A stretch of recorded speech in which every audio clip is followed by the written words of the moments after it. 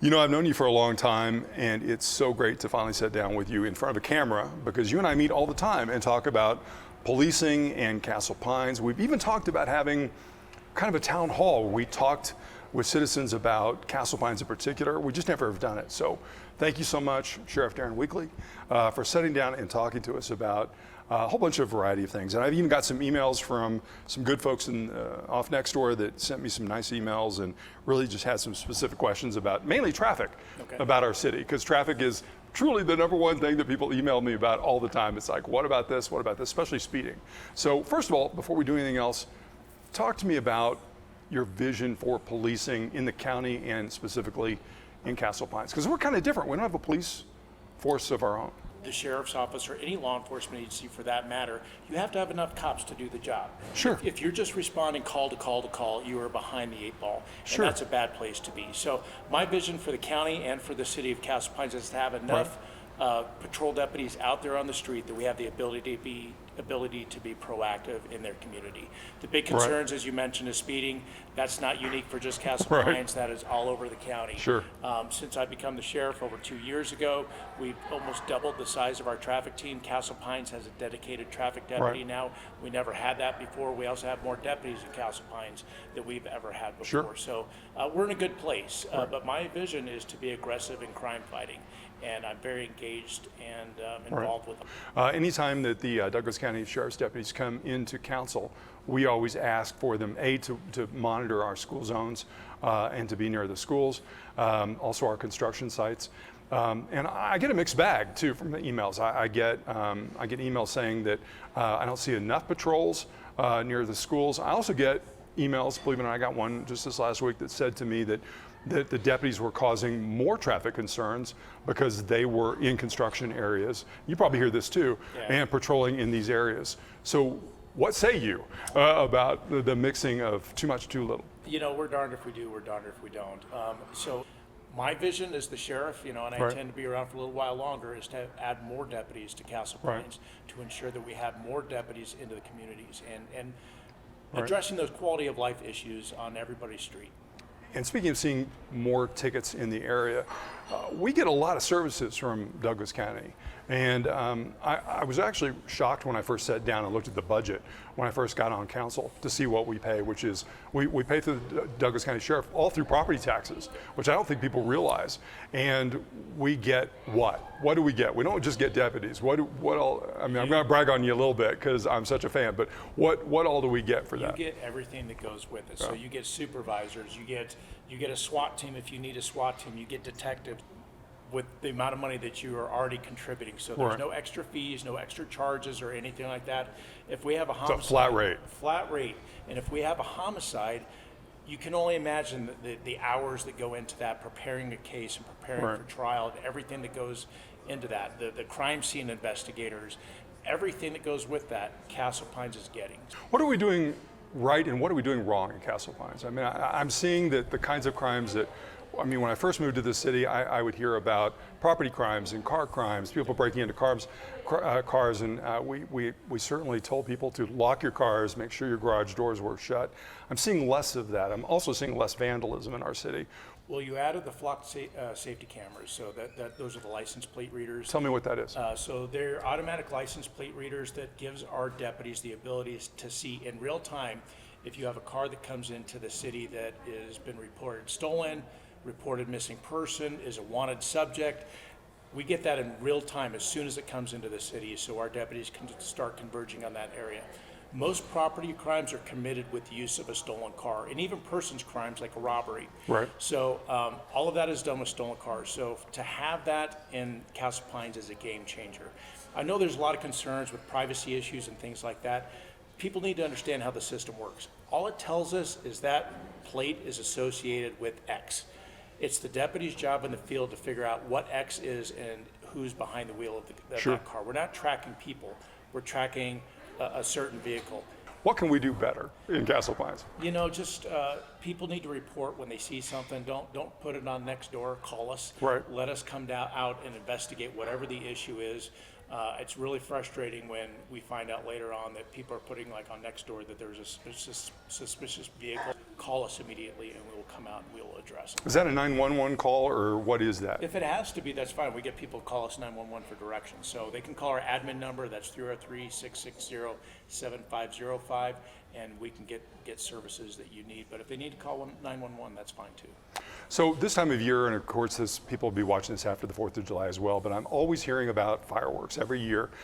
What can you tell me about the decision making you make as our law enforcement agent about fireworks and shooting them off in sales?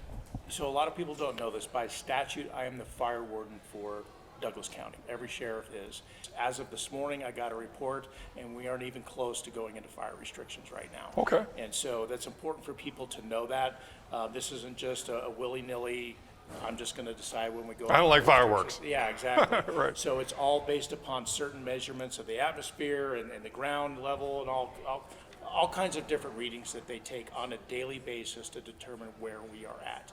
Keep in mind also we have the fire helicopter, which is just a few miles as the crow Right. flies, that's protecting our county right now as well.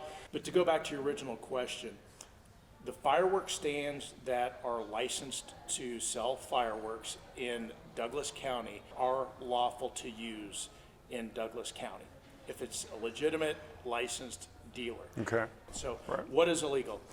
Anything that leaves the ground, fountains are okay, sparklers are okay, things like that, but anything that actually, a rocket that leaves the ground or anything that actually explodes, like a firecracker, M80 or something Okay. like that, all of those are illegal. Yeah. What about kids playing with them at night, down the street, well after the 4th of July? Is there something you can do about that? Is that a problem?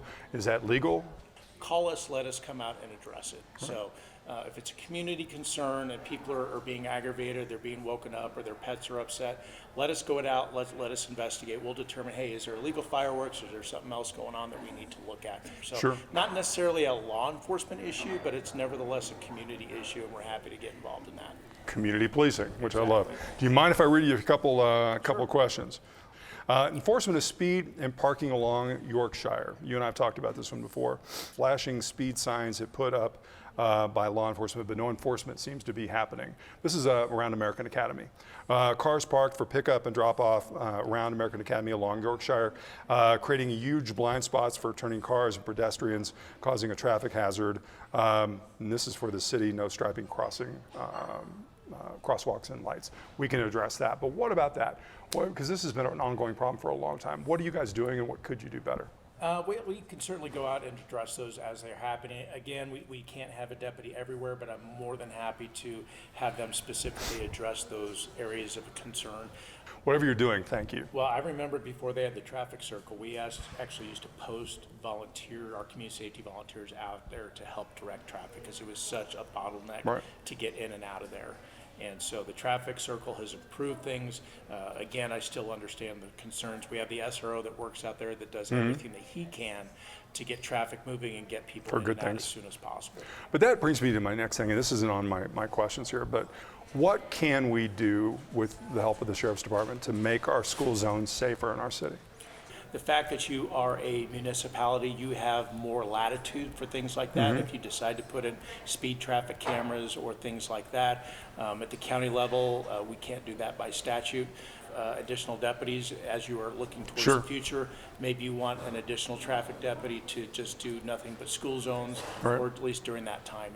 I like you being aggressive. I think that's great. Yeah. And we'll continue as the city to do that as well.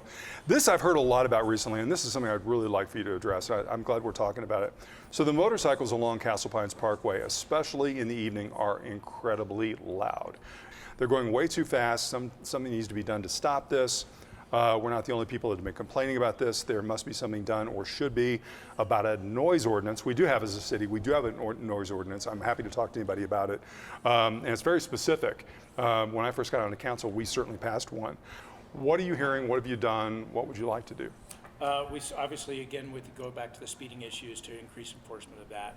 Any type of noise ordinance, we have to have a decibel meter in the deputy's hands that has to be over that mark. We have to be able to contact the individual. So anytime there's a charge, we have to write a full report for prosecution. And so we have to just we don't want to just be writing a ticket and have the case dismissed. So we have to have that noise meter in place when it is actually happening. So maybe that's something we look at and we pick an evening to go out there, during peak hours, peak times, and that's something that we do Okay. for a special enforcement. Like we've weighed the trucks, like there's a period that we do like a Exactly. special enforcement, which I actually am in favor of because I have heard it from multiple people that live in that area. Yeah, we can certainly organize something like that. And this is the last one I'm going to leave you with. In general, I'm concerned with the degree of cherry picking around what laws get enforced and why. In general, it seems like the Douglas County Sheriff's Department feels free to make judgments about enforcing certain laws and avoiding other laws when it comes to traffic and other things in the city.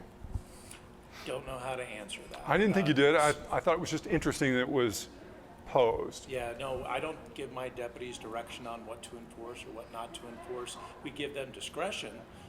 So I'm not sure what charge they might be talking about, but they have no directives from me as the sheriff that you guys are going to do this and not do this. I don't do that. Looking forward into Castle Pines in the next 5 or 10 years, and we're having some real good building here, I think. With all this building and more residents coming in, what would you like the citizens of Castle Pines to know about the future of law enforcement and about keeping our citizens safe? It's critically important that the citizens of Castle Pines recognize by the fact that they are along I-25. That carries a risk in and of itself, that you have the potential to have someone with easy access to this community just right off of I-25. Castle Pines would be a place to commit a crime, whether it be a robbery or a burglary, vehicle break-in, and be back on I-25 within a couple of minutes, and you're back in Denver in a couple of minutes. What I would like to see is, as Castle Pines continues to grow, to plan to increase the number of law enforcement personnel. And so it's very critically important that the town, the city recognize that with increased businesses, increased residences, you need to also increase the number of law enforcement officers that you have in your community, because we want to be able to be proactive. We don't want to be responding call to call and no proactive policing. So it's those quality of life issues that are critically important. And so we can have that patrol car, making sure cars are not getting broken into. And we're going to wrap this up. I just want to say, I want to thank you for everybody that's watching, that you've just been a great partner for the city and a great friend. And I appreciate you doing this and talking to us. And I wish you the very best, and I hope you have a great 4th. Yeah, no, you as well. And we're going to do everything we can to keep Castle Pines City.